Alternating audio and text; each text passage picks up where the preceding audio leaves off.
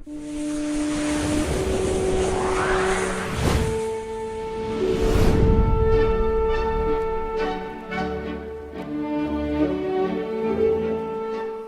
बच्चों, कैसे हो आप सब। मैं गौरव राम गुप्ता। आज आपका नया चैप्टर है स्टेट ऑफ मैटर का।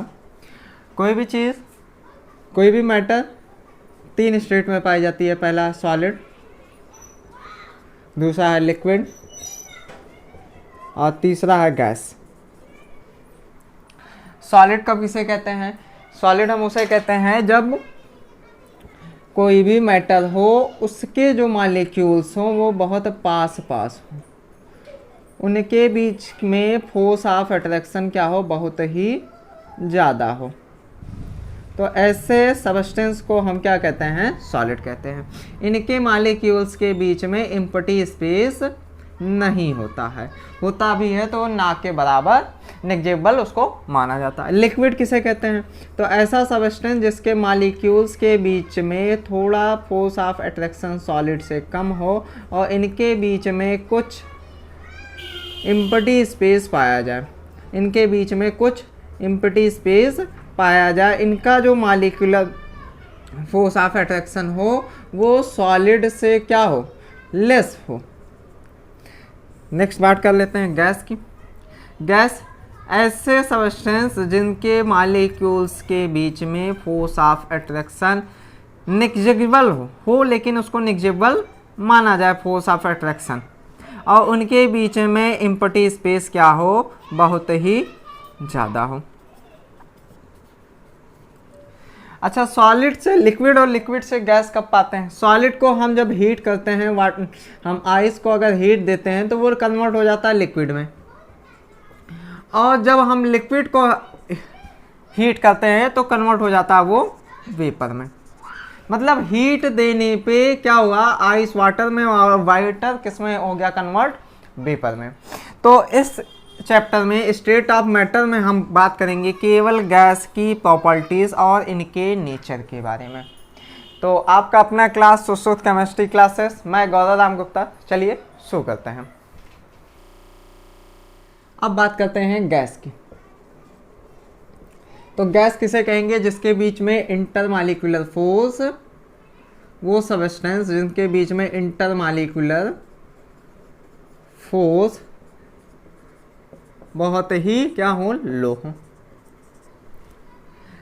इनके मॉलिक्यूल्स क्या होते हैं? Randomly molecules move randomly in all directions. जो इनके मॉलिक्यूल्स होते हैं वो एटमॉस्फेयर में या जिस भी वेसल में या कंटेनर में रखे गए उसके अंदर बहुत तेज़ी से मूव करते हैं, और ऑल डायरेक्शन में। कोई उनका डायरेक्शन फिक्स नहीं होता कि हाँ वो इसी डायरेक्शन में ही जाएंगे या इसी डायरेक्शन, कहीं भी वो मूव करते रहते हैं। सेकेंड, गैस को हम बहुत ज़्यादा कंप्रेस कर सकते हैं। किसके देन? सॉलिड और लिक्विड के देन हम गैस को बहुत ज़्यादा कंप्रेस कर सकते हैं। आप साइकिल्स में हवा भरते हो, बाइक्स में हवा भरते हो तो पंप की सहायता से भरते हो, तो पंप को क्या करते हो, बहुत ज़्यादा कंप्रेस करते हैं। अगर उसकी हम निब पे, एंड पॉइंट पे जिधर से हवा आपकी निकलती है उधर पे अगर हम हाथ लगा ले या कोई चीज़ रख दें, अगर उसको हम कंप्रेस करें तब देखते हैं कि हाँ उसका हैंडल कुछ नीचे तक जाता है, अर्थात कि जो उसमें गैस है वो कंप्रेस हो रही है। तो गैस क्या होती है? कंप्रेस होती है, और मॉलिक्यूल्स मूव करते हैं randomly in all direction. Second, हम कह सकते हैं कि जो इनके मॉलिक्यूल्स होते हैं, मॉलिक्यूल्स में हाई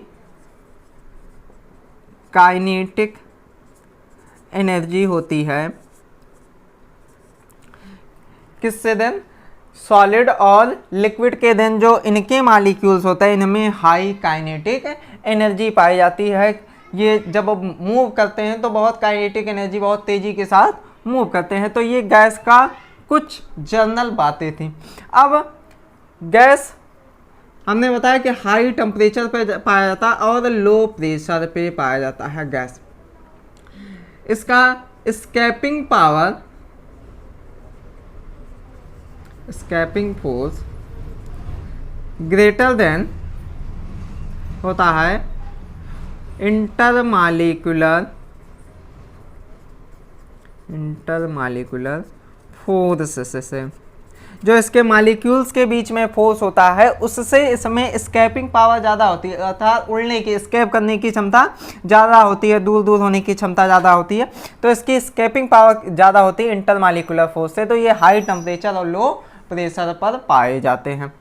अब गैस की कुछ मेजरेबल प्रॉपर्टीज़ के बारे में बात कर लेते हैं, इसे नोट कर लीजिए।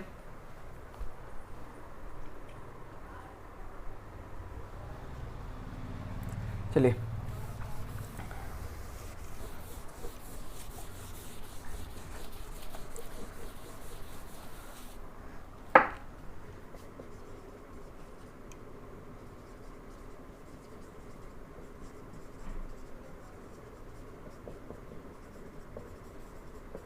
Measurable properties of gas.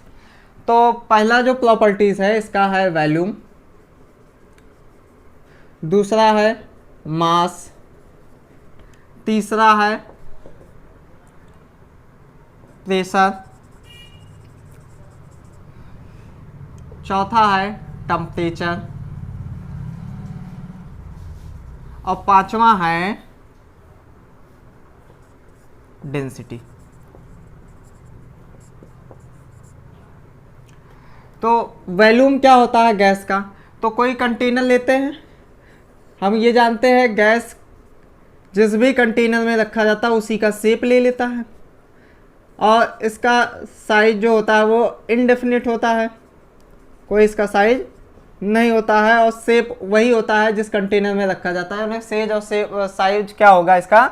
Indefinite होगा। तो जिसमें रखा जाएगा उसी का शेप ले लेगा। अब मान लेते हैं कंटेनर का वॉल्यूम कुछ सेंटीमीटर क्यूब है, तो गैस का वॉल्यूम क्या हो जाएगा? तो जो कंटेनर का वॉल्यूम होगा वही गैस का वॉल्यूम होगा। Volume of container is equal to volume of gas. Gas के वॉल्यूम के इक्वल होगा, वॉल्यूम का कंटेनर का वॉल्यूम और वॉल्यूम ऑफ गैस इक्वल होंगे। ये तो हो गया पहला प्रॉपर्टी वॉल्यूम। अब सेकंड है मास। तो गैस का मास कैसे डिफाइन करेंगे?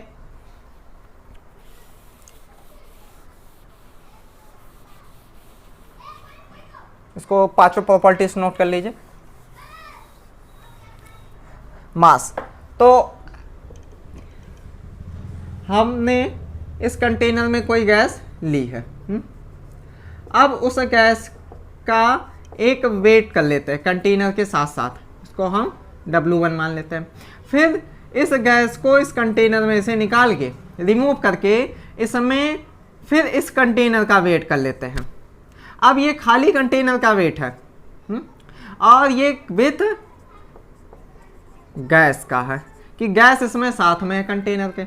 तब V1 माइनस V2 कर देंगे तो मास ऑफ गैस मिल जाएगा हमें, मास ऑफ गैस मिल जाएगा। जैसे ट्रालियों में गन्ने जाते हैं, उस गन्ने को क्या करते हैं, पहले गन्ने के साथ ही साथ ट्रालियों को तौल लेते हैं, फिर ट्रालियों में से गन्ने निकाल के पुनः ट्रालियों को तौल लेते हैं और जो पहले का मास था उसमें बाद के मास खाली ट्राली से घटा देते हैं, तो हमें क्या मिल जाता है? गन्ने का मास मिल जाता है, तो मास ऑफ हमें गैस मिल जाएगा। सेम तरीका यहाँ पे भी है कि पहले हम कंटेनर में गैस के साथ साथ वॉल्यूम को मापेंगे, फिर गैस निकाल के कंटेनर को मापेंगे और जो मान आएगा उसमें पहले से दूसरे को घटा देंगे तो मास ऑफ हमें गैस मिल जाएगा। अब मास ऑफ गैस, इसमें हम नंबर ऑफ मोल्स तो इक्वल टू होता है molecular weight upon molar mass. अगर नंबर ऑफ मोल्स दिया गया और मॉलिक्यूलर वेट दिया गया तो हम मोलर मास अगर हमें नंबर ऑफ मोल्स दिया गया और मोलर मास दिया गया, तो हम मॉलिक्यूलर वेट निकाल सकते हैं कि मॉलिक्यूल का क्या वेट हो सकता है। थर्ड प्रॉपर्टी है आपकी प्रेशर।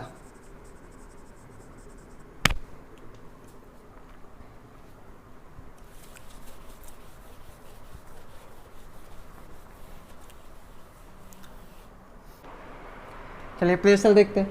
तो कोई भी हमने किसी कंटेनर में गैस की मॉलिक्यूल्स लिए और हम ये जानते हैं कि गैस के मॉलिक्यूल रैंडमली मोशन करते रहते, तो मोशन करके वो दीवारों से क्या करेंगे, टकराएंगे, कोलिजन करते हैं। हाँ, तो टकराने पे क्या करते हैं कि किसी पॉइंट पे वो आके हिट करते हैं।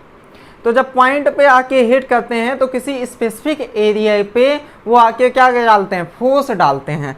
तो P बराबर क्या हो जाएगा, F/A, प्रेशर बराबर फोर्स अपॉन एरिया। तो प्रेशर क्या होता है, newton square upon metre square. ये तो हो गया इसकी यूनिट प्रेशर की। लेकिन प्रेशर की जो वैल्यू होती है वो उसको हम एटीएम में करते हैं। 1 एटीएम बराबर 760 mm ऑफ Hg, या हम कह सकते हैं 1 एटीएम बराबर 760 टोर। अब टोर का जो कॉन्सेप्ट दिया था वो टोरिली नामक वैज्ञानिक ने दिया था, या हम इसी को लिख सकते हैं 1.1325 इंटू 10⁵ पास्कल, या इसी को लिख सकते हैं 1.1325 बार, या इसी को लिख सकते हैं 10⁵ पास्कल 1.325 बार, और इसी को हम लिख सकते हैं 1.1325 इंटू 10⁵, या सॉरी ये लिख चुके हैं, पास्कल हो गया, बार हो गए। और हाँ, अब इसी पास्कल को आप कन्वर्ट कर सकते हैं, एक यूनिट और बना सकते हैं, उसकी हो जाएगा 1.1325 किलो पास्कल। पास्कल यूज किया जाता है। अब एटीएम यूज किया जाता है। एटीएम है क्या, तो एटमॉस्फेयर के द्वारा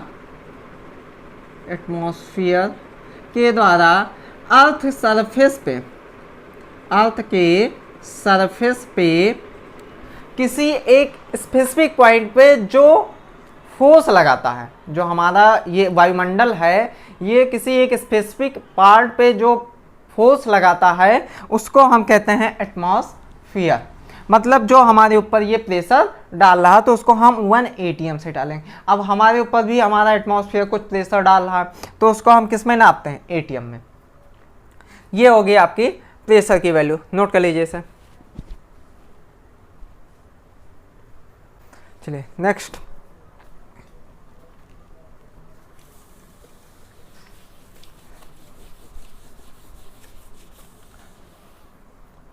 नेक्स्ट, आपका है टेम्परेचर। तो टेम्परेचर डिपेंड करता है कि काइनेटिक एनर्जी किसी मॉलिक्यूल की कितनी ज़्यादा है, उतना ही ज़्यादा उसका टेम्परेचर होगा, या जितना ज़्यादा टेम्परेचर होगा मॉलिक्यूल्स की काइनेटिक एनर्जी उतनी ही ज़्यादा होगी, उतनी ही तेज से वो मॉलिक्यूल रैंडमली मोशन से ऑल डायरेक्शन में मूव करेगा। तो टेम्परेचर क्या हो जाएगा, तो Celsius Kelvin equal to C + 273, ये वैल्यू होती है चेंज करने के लिए।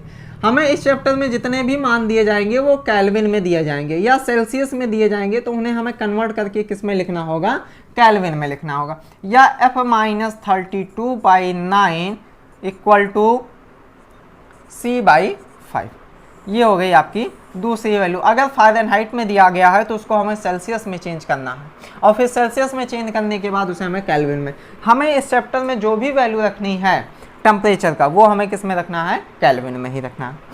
नेक्स्ट आपका होता है डेंसिटी।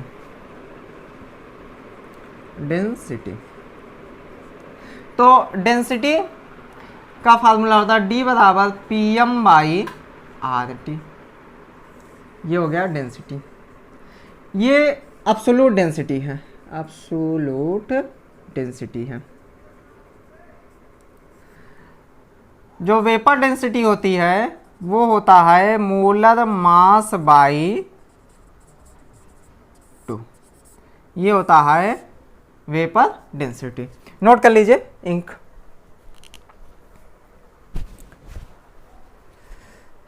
चलिए नोट कर लिए, मिटाते हैं।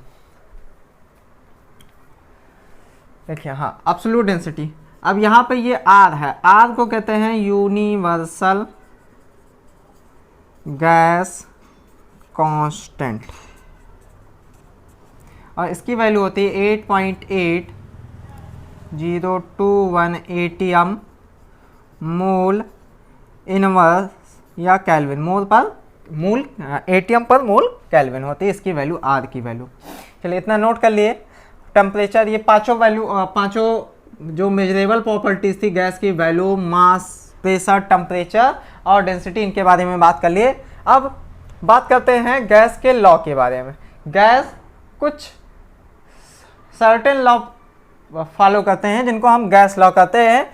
जो भी साइंटिस्ट आते गए उन्होंने इन मेजरेबल जो इनकी प्रॉपर्टीज थी उनके बीच में रिलेशन बताया। अब वो रिलेशन है कौन कौन से? तो गैस लॉ उन्हें कहते हैं गैस लॉ, जो इन मेजरेबल प्रॉपर्टीज के बीच में रिलेशन बताएं। तो पहला लॉ है बॉयल्स लॉ। देखिए इन लॉ में मास हमेशा कांस्टेंट रहेगा और प्रेशर, टेम्परेचर और वैल्यूम ये एक एक बार क्या होंगे? कांस्टेंट रहेंगे। एक एक बार क्या होंगे? ये तीनों कांस्टेंट हो जाएंगे। और गैस का मास क्या होगा? हमेशा कांस्टेंट रहेगा, और हम मोल्स भी कह सकते हैं क्या हो जाएगा? कांस्टेंट हो जाएगा। ठीक। बॉयल्स लॉ पहला लॉ है, कहता है at constant mass and temperature P proportional to 1/B। कह रहे हैं जैसे जैसे हम प्रेशर बढ़ाएंगे किसी चीज़ के ऊपर, किसी चीज़ पे हम जैसे पिस्टन ले ले कोई या पंप ले ले साइकिल का, उसके ऊपर जैसे जैसे हम प्रेशर लगाएंगे वैसे वैसे उसका वॉल्यूम भी कम होता जाएगा। आपके ऊपर कोई प्रेशर लगाता है तो आप भी क्या होते हैं? दबते चले जाते हैं। तो सेम यहाँ पे भी कंडीशन है कि P प्रोपोर्शनल टू 1/B। अगर हम प्रोपोर्शनल को हटा दें तो P इक्वल टू K/B, अर्थात कि PV/K। यहाँ पे PV/K हो गया एक कांस्टेंट। ये आपका बॉयल्स लॉ का फार्मूला हो गया। अब इसका जो ग्राफ बनता है तो पहला ग्राफ कुछ इस तरह बनता है, P वर्सेस 1/B का। तो ये ग्राफ आपका बनेगा इस तरह, ये इसकी स्लोप हो गई। और यहाँ पे क्या है आपका? टेम्परेचर कांस्टेंट, तो इसके हर एक पॉइंट पे टेम्परेचर कांस्टेंट होगा, और जैसे जैसे कांस्टेंट बढ़ेगा वैसे वैसे टेम्परेचर बढ़ेगा। P वर्सेस B का, तो P वर्सेस B का ग्राफ बनाएंगे तो वो ऐसे बनते हैं। तो जैसे जैसे हम प्रेशर बढ़ाते जाएंगे वैसे वैसे क्या हो जाएगा? वैल्यूम कम हो जाएगा, और यहाँ पे हर एक कंडीशन पे जो वैल्यू आएगी इसको कहेंगे आइसोथर्मल, क्योंकि हर जगह पे क्या है? टेम्परेचर कांस्टेंट है। PV वर्सेस K का अगर हम ग्राफ बनाएं तो PV वर्सेस K, तो K यहाँ कोई भी कांस्टेंट हो सकता है। अगर हम PV एक कांस्टेंट है, अगर हम यहाँ B भी चेंज करें तब भी PV क्या है? K कांस्टेंट है। और PV वर्सेस अगर हम P चेंज करें तब भी क्या रहेगा? कांस्टेंट रहेगा, क्योंकि PV equal to K। K क्या हो गया? यहाँ पे कांस्टेंट हो गया। मान लीजिए प्रेशर और वॉल्यूम से संबंधित दो सिस्टम हैं, तो P1B1 इक्वल टू P2B2 हो जाएगा।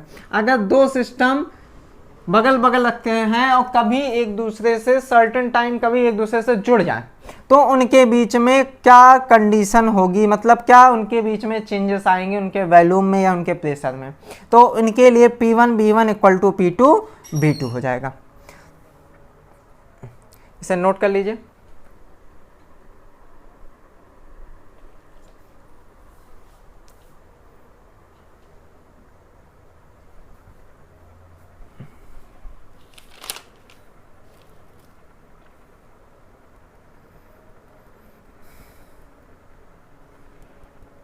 चलिए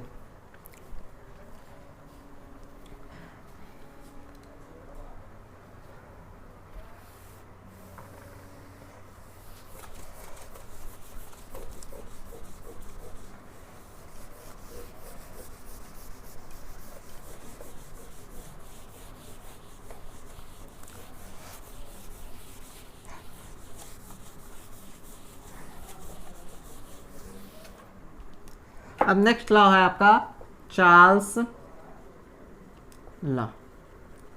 तो चार्ल्स लॉ कहता है at constant pressure and mass, pressure and mass B proportional to T. अर्थात कि जैसे जैसे वॉल्यूम, जैसे जैसे हम टेम्परेचर बढ़ाएंगे वॉल्यूम बढ़ जाएगा।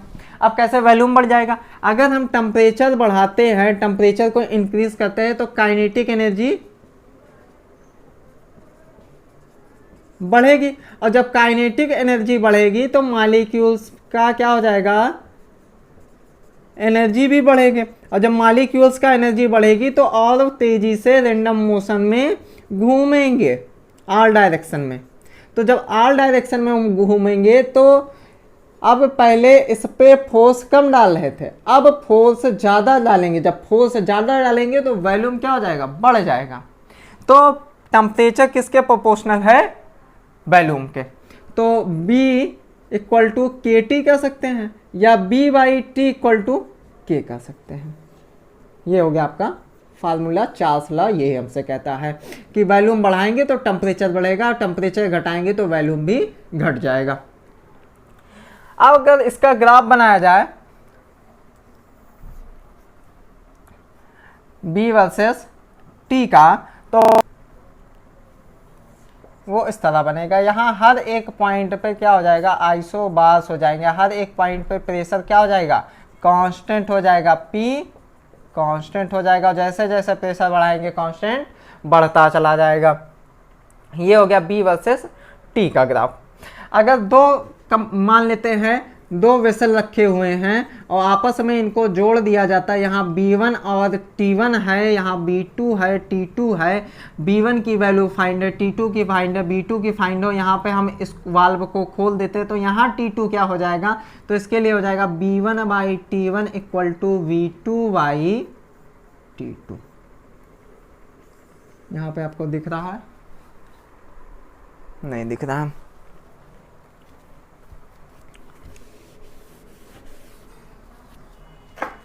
इस फार्मूला यहाँ पे हम लिख देते हैं B1 by T1 equal to V2 by T2। कब, जब दो सिस्टम एक साथ हों जिसमें वॉल्यूम और टेम्परेचर क्या हो, दोनों के वेरिएबल हों, अलग अलग हों, तब इसके लिए V1 by T1 equal to V2 by T2 लगाएंगे। ये जितने भी सवाल है आपको हम नेक्स्ट लेक्चर में बताएंगे। यहाँ इस लेक्चर में हम आइडियल गैस इक्वेशन तक ही पढ़ाएंगे, क्योंकि लेक्चर का जब अलग वीडियो बनता है और क्वेश्चन आंसर का अलग वीडियो बनता है तो वो थ्योरी आपको ज़्यादा कॉन्सेप्ट क्लियर होगी, क्योंकि उसमें दो बार आपको पढ़ने को मिलेगा। जब दो बार पढ़ोगे तो वो क्लियरनेस उस टॉपिक के बारे में ज़्यादा से ज़्यादा आएगी। और जो नहीं समझ में आता उस पर टाइमिंग लिख के आप कमेंट करिए, वो हम नेक्स्ट लेक्चर में ज़रूर उसके बारे में बात करेंगे कि कहाँ पे क्या चीज़ छूट रहा है या क्या चीज़ आपको बहुत क्लियर नहीं हो रहा है। नेक्स्ट लॉ है आपका प्रेशर टेम्परेचर लॉ।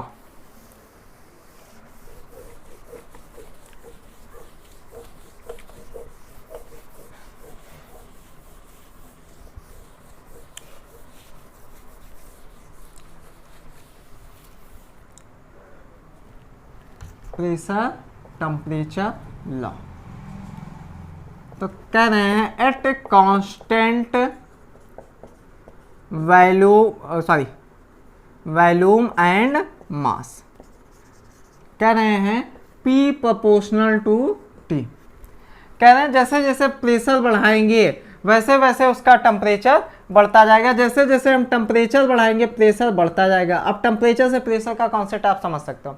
कोई भी चीज़ है, हीट करिए, हीट करने पे क्या होगा, उसके मॉलिक्यूल्स में काइनेटिक एनर्जी ज़्यादा आ जाएगी, और जब काइनेटिक एनर्जी ज़्यादा आ जाएगी तो वो जाके वॉल्स पे बहुत ज़्यादा हीट करेगा, या जिस भी वो कंटेनर व वेसल में रखा हुआ है उस पर जाके वो बहुत ज़्यादा हिट करेगा। तो जब हिट करेगा तो क्या हो जाएगा, उस कंटेनर पे या उस जो सबस्टेंस है उसका प्रेशर बढ़ जाएगा। तो temperature directly proportional to pressure.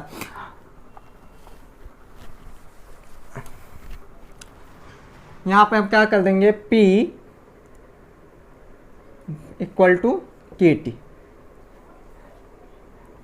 P by T equal to K, और P1 by T1 equal to P2/T2। ये आपका फार्मूला हो गया कब, जब दो सिस्टम हो, when two system are closer. दो सिस्टम पास पास हो या दोनों सिस्टम एक में ही हो जाए तो कब, तब इस फार्मूला का यूज करेंगे P1/T1 इक्वल टू P2/T2 का। अब चलते हैं आइडियल गैस इक्वेशन की तरफ, नोट कर लीजिए इसे।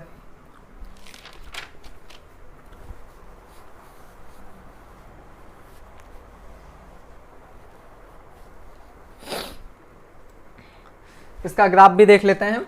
इसका ग्राफ हो जाएगा P वर्सेस T का, जैसे इससे पहले भी बना था, और हर एक पॉइंट पे क्या हो जाएगा, आइसोकोरिक हो जाएगा, K कांस्टेंट हो जाएगा, और या K बढ़ता रहेगा तो हम क्या कहेंगे, वॉल्यूम भी बढ़ता रहेगा, और हर एक पॉइंट पे क्या हो जाएगा, वॉल्यूम कांस्टेंट हो जाएंगे। P वर्सेस T का ग्राफ है, और जितना ज़्यादा हम प्रेशर बढ़ाएंगे उतना ज़्यादा ही क्या हो जाएगा, टेम्परेचर भी बढ़ेगा, और जितना ज़्यादा हम प्रेशर बढ़ाएंगे उतना ज़्यादा ही क्या हो जाएगा, जितना ज़्यादा हम टेम्परेचर बढ़ाएंगे उतना ज़्यादा क्या हो जाएगा, वॉल्यूम भी बढ़ जाएगा। अर्थात कि जितनी ज़्यादा इसकी क्या हो जाएगी,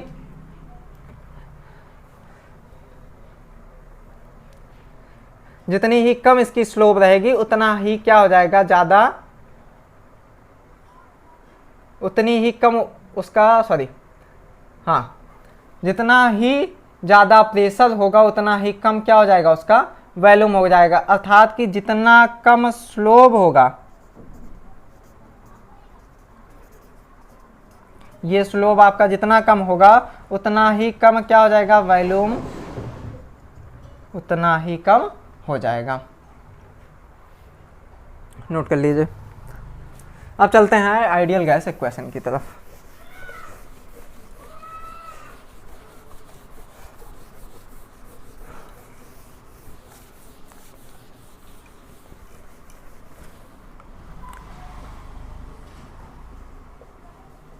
ideal gas equation, gas equation में पहला लॉ हमने पढ़ा बॉयल्स लॉ, तो P B proportional to 1/P, ये पहला आपका समीकरण हो गया।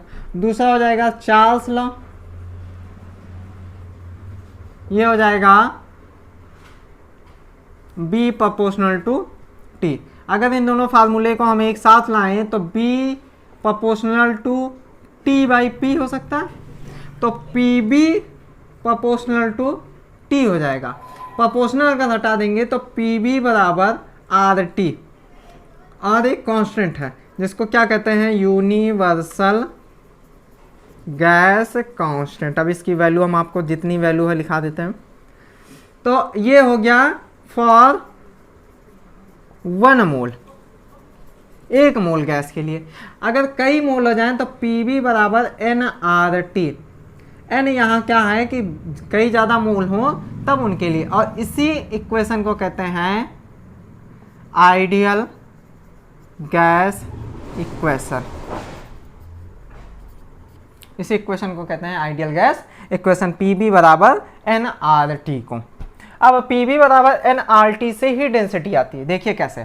तभी हमने डेंसिटी का फार्मूला क्या लिखा था, D इक्वल टू PM/RT। अब D कहाँ से आया, तो हम n की वैल्यू को पहले तोड़ देते, तो PB बराबर हो जाता है W/mRT। अब m यहाँ चला जाए और b यहाँ चला जाए तो Pm बराबर क्या हो जाएगा, W/BRT, और W/B इक्वल टू होता है D, density.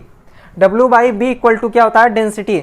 Weight by volume equal to density, तो Pm/DRT,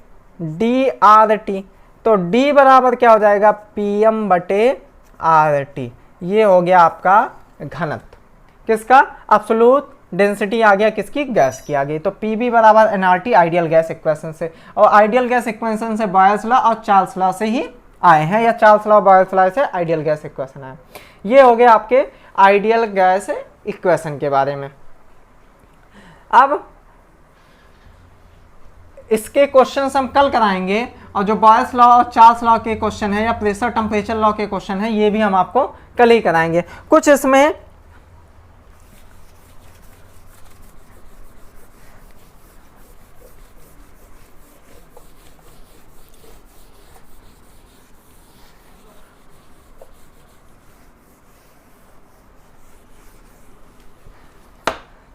देखिए, जब प्रेशर को मापते हैं तो हम उनको बैरोमीटर में मापते हैं। हाँ, 76 सेंटीमीटर, ये मान लीजिए 76 सेंटीमीटर है। लेकिन जो यहाँ पे प्रेशर बनता है ये क्या होता है, कुछ पानी की बूंदों के रूप में हो जाता है। तो P ऑब्जर्व्ड हमें क्या मिला है, equal to dry gas minus moist gas. इस गैस में से इसको घटा देंगे तो हमें क्या मिलेगा, P ऑब्जर्व्ड। तो P ऑब्जर्व्ड का मतलब ये हुआ आपका कि प्रेशर ऑफ ड्राई गैस, जो प्रेशर यहाँ पे सूखी गैस बना रही है, और P मॉइस्ट गैस, या हम कहें मॉइस्ट को हटा दें, हम वेपर कह दें, क्योंकि कुछ समय तक रखिए तो तापमान में गिरावट आने पे क्या होता है, ये वेपर बना लेते हैं। तो जब वेपर बना लेंगे तो इनकी डेंसिटी या इनका प्रेशर अलग हो जाएगा सूखे गैस के अलावा। जो सूखा गैस का, गैस तो सूखा होता है। तो ये जो हमने यहाँ पे पूरा वैल्यू डिफाइन किया है वो हमारा है P ऑफ वेपर गैस। तो यहाँ पे एक्वस टेंशन जो हो जाएगा, इनका एक्वस टेंशन ये बढ़ जाएगा, और हम जो वैल्यू यूज करेंगे इक्वेशन में वो PV इक्वल टू nRT में जो प्रेशर यूज करेंगे वो P ऑफ ड्राई गैस का है। तो हमें P ऑब्जर्व दिया गया है और P वेपर दिया गया है, तो P ड्राई गैस हम निकाल सकते हैं। इसका भी यूज हम क्वेश्चन आंसर्स में करेंगे। तो नेक्स्ट लेक्चर आपका जो होगा वो क्वेश्चन आंसर्स के ऊपर होगा। तो पढ़ते रहिए। Best of luck.